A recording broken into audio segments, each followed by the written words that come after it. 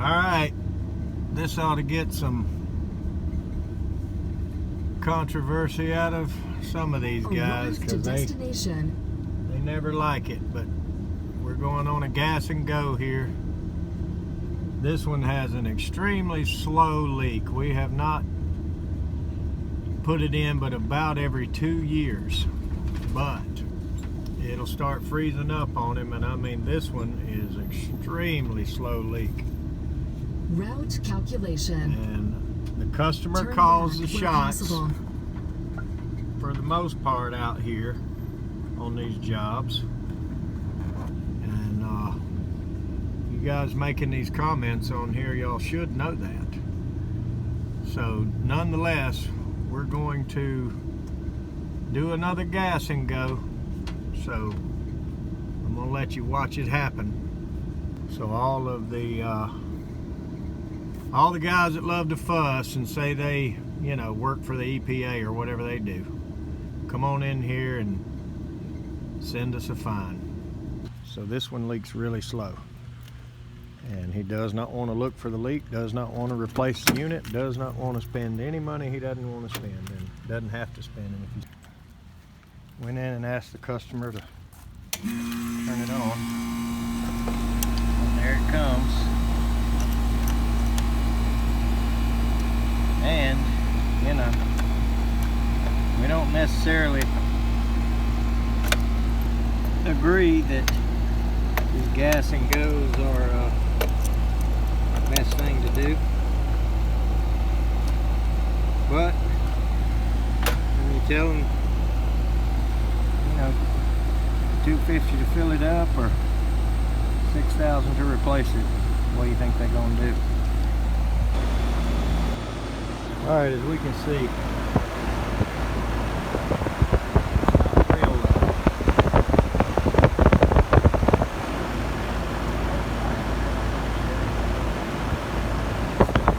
we're going to gas her up and see how she does.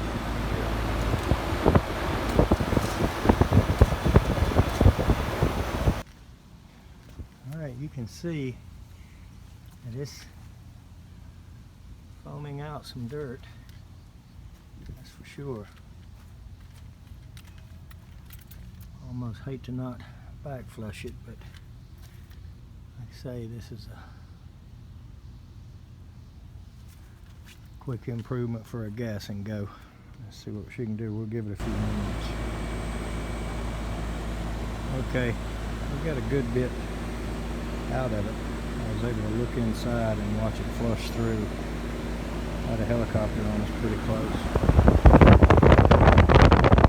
So obviously it's going to be low right now, but let's let this thing run about 10 minutes and dry that coil out and heat it up and see what we did to the head pressure. For real, but we have to have helped it. Definitely got a little bit better airflow now. So a lot of times these things are more dirty than they looked, and this one being bent up so bad everywhere, I just knew that it was probably losing 15, maybe even 20% just by all this blockage. Really dirty back there and at the bottom, but add the dirt to that and we might have been 30% clogged here. So let's see what it did to the head pressure. We'll look at it in about 10 minutes. Alright, I was on the phone there, and it's been running a good so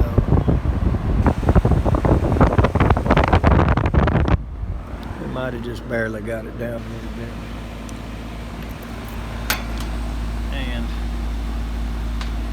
here's what it is. This machine is a lot like me. It's old and it's tired and it's leaky, but it's still pumping. So that's the best we can do on a gas and go right here. Okay, so we spent about 25 minutes there at that call. And I'll tell you why I did a little extra. The coil looked really bad, and you know, you just try to do what you can to earn a customer's trust and his desire. So hopefully he desires to keep us. I mean, we've been there twice. Actually 3 times count today. So, you know, the quick cleaning of the coil, the way I figure it, that can cost me, you know, almost $14, I guess. We buy it by the case, it might be a little less than that. And, you know, 15-20 minutes. Hopefully it improved it some. It didn't really get the head pressure down like I wanted to. We might have got 10 pounds off of it. I was hoping to get 20 or 25 off of it. But nonetheless, you know, there's some wear there. That unit's been running for 25 years. And, you know, that's the mathematical fact on it. It has been in that house running 25 years. It's got a really slow leak. I don't see him every year, so we probably won't see him next year. But unless it finally gives up the ghost. But nonetheless, I did finally go up. I have been selling the top offs. I don't weigh it in and sell it by the pound. It's just not worth that to me. I have been selling the top offs for $215 bucks, and that's if it holds a pound or if it holds 2 pounds, whatever. That's just what I've done the top offs for.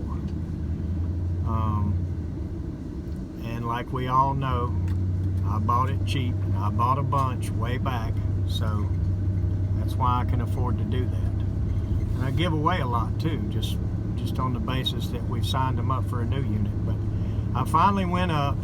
I said I was going to do it June 1st, so I went ahead and started it today. And I've been saying that for a couple years. So I've been at 215 for 5 or 6 years. And we're now at 255. So that's what we're going to get for top offs. And I don't care who thinks it's right or wrong. The EPA has nothing to do with it. They cannot fine us or anybody else for filling an R22 unit without fixing the leak. They cannot do a single thing about it. And if you think they can, you feel free to show them this video and let them come get me. But anyway, we did finally go up, so I just felt like I ought to try to do a little something if there is anything I can do to help. So we just gave him a quick, you know, a quick clean on his outdoor unit. I did wet it first, and then I sprayed the foam on it, and then I flushed it through to the inside. So I didn't really do a thorough coil clean, or I would have taken the lid off and back flushed it. And, you know, all I charged him was the can. I just offered him to do that and let him pay for the can of cleaner. So just maybe something that might help that thing a little bit. And if it does, it does. If it doesn't, it doesn't. But we got a little bit of head pressure down on it. Just not what I was hoping for. But anyway, that's the story behind all of that, and that's the reason I do things the way I do. And it's turned out pretty well for me over the years. I've always invested in customer relationships, and I've kept them for the most part. I mean, you may lose 1 or 2 here and there that are just going to check around no matter what and go for the low bid, and we don't want them anyway. But for the most part, we keep them, and we get their neighbor and their friends and their workmates and everybody else. So that's the reason we do things the way we are doing them, is it has been successful for us for 28 years. So we got a few more to hit, so let's keep going. Thanks for watching.